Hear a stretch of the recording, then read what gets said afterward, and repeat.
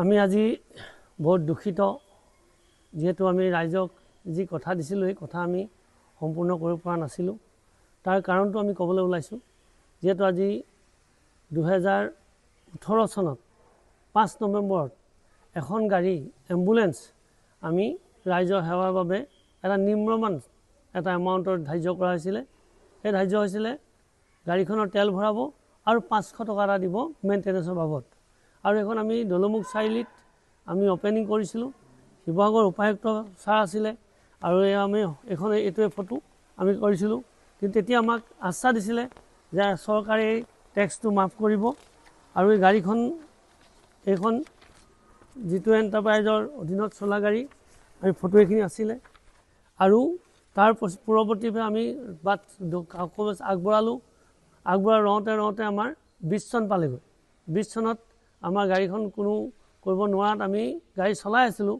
তেতিয়া আমি চিন্তা কৰিলোঁ যিটো এণ্টাৰপ্ৰাইজে এই কথা যদি গাড়ীখন ক'ৰবাত এক্সিডেণ্ট হয় কিবা হয় গতিকে কোনো পেচেণ্ট হওক বা গাড়ীৰ অনাৰ হওক বা গাড়ীখনৰ কোনো সা সুবিধা আমি নাপাম। সেয়েহে আমি যিটো এণ্টাৰপ্ৰাইজৰ তৰফৰ পৰা 18 মাৰ্চ 2020 চনত গাড়ীখন আমি চৰকাৰীভাৱে আমি নিজাববীয়াকৈ ৰেজিষ্ট্ৰেশ্যন কৰিলোঁ। তাৰপিছত আমি চলাই আছোঁ। আমি শিৱসাগৰ উপায়ুক্ত ছাৰকো বহুবাৰ কাগজ দিলোঁ। ট্ৰেন্সপৰ্ট বিভাগৰ আমাৰ দ্বিতীয় ছাৰকো দিলোঁ আৰু আমি ট্ৰেন্সপৰ্ট বিভাগৰ সচিবালয়ত আমি জইণ্ট ছেক্ৰেটাৰী ট্ৰেন্সপৰ্ট তেখেতলোককো দিছিলোঁ। কিন্তু তাৰ পৰিণাম আমি একো নাপালোঁ। নোপোৱা দেখি আমি ভয়তে গাড়ীখন বন্ধ কৰি থকা হ'ল আৰু ৰাইজৰ আমি সেৱাৰ পৰা বঞ্চিত হ'লোঁ। আমি আজি পুনৰ আগবাঢ়িছোঁ সকলো নেওচি। আমাৰ কোনো ৰাইজ মানে চৰকাৰী আঁচনি বা চৰকাৰী সেৱা আমাক নালাগে। যেতিয়া আমি গাড়ীখন ল'ব পাৰিলোঁ এতিয়া আজি মই এমাহৰ আগত শিৱসাগৰ দ্বিতীয় ছাৰৰ ওচৰত গৈছিলোঁ। তেখেতক মই সোধোঁ। তেখেতক সোধাত তেখেতে আমাক এটা হিচাপ দিয়ে। হিচাপ দিলে তেখেতলোকে এটা হিচাপ দিছে RC এখন হিচাপটো দিছে এইটো যে ফিটনেছৰ বাবদ 63,650 টকা আৰু টেক্সৰ বাবদ 60,840 টকা, মুঠ 1,24,490 টকা এইটো আমি পে'মেণ্ট কৰিলে আমাৰ গাড়ীখন ৰাস্তাত চলিব পৰা হ'ব আৰু ইঞ্চুৰেঞ্চটো এক্সট্ৰা কৰিব লাগিব। আৰু আমি এই আজি এমাহৰ আগৰ কথা সেইটো আমি হিচাপ ল'লোঁ। গতিকে আমি এতিয়াই ভাবিছোঁ যে আমি গাড়ীখন পেলাই থোৱাতকৈ 10জন নিম্ন শ্ৰেণীৰ মানুহৰ সহায় হ'ব।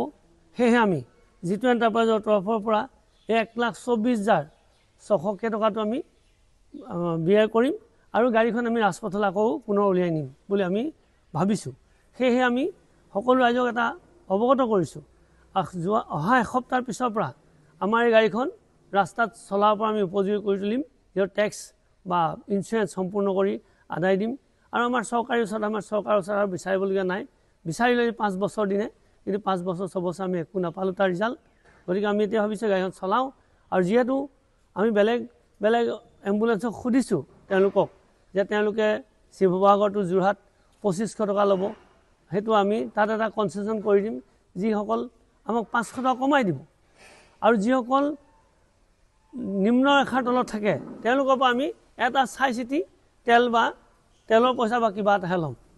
আৰু তেনেকুৱা আমি সেইটো ল'বলৈ গ'লেও যিহেতু তেওঁ সেই গাঁওবুঢ়াজনে বা কোনোবাজনে আমাক অৱগত কৰিব লাগিব যে হয় এখেতে ৰেচন কাৰ্ডহে লৈ চলি আছে, গতিকে তেওঁলোকক আমি সহায় আগবঢ়াম।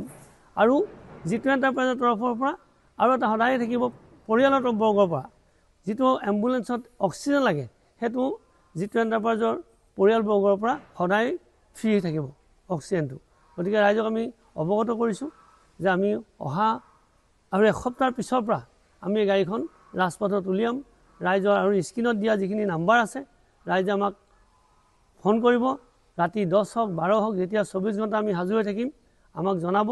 সেইমতে আমি আগবাঢ়ি যাম আৰু আপোনালোকে আমাক আশীৰ্বাদ কৰক যে গাড়ীখনৰ জেগাত আকৌ আমি আপোনালোকৰ টকাৰে আপোনালোকৰ যি নিয়মমান দিয়া তাৰে জৰিয়তে আৰু এখন আমি সম্পূৰ্ণ ICU থকা ছিষ্টেম যদি এখন গাড়ী ল'ব পাৰোঁ তাৰ কাৰণে আপোনালোকৰ সেই পইচা আমি যিটো উঠাইছোঁ বা আপোনালোকে দিব আমি সেই উদ্দেশ্যে আগবঢ়াইছোঁ যে কাইলৈ আমি এখন ICU থকা সুবিধাজনক থকা এখন যে আমি এম্বুলেন্স ৰাইজলৈ আগবঢ়াব পাৰিম যিকোনো খবৰৰ বাবে যোগাযোগ কৰক 7099017330 লগতে 7099017110 নম্বৰত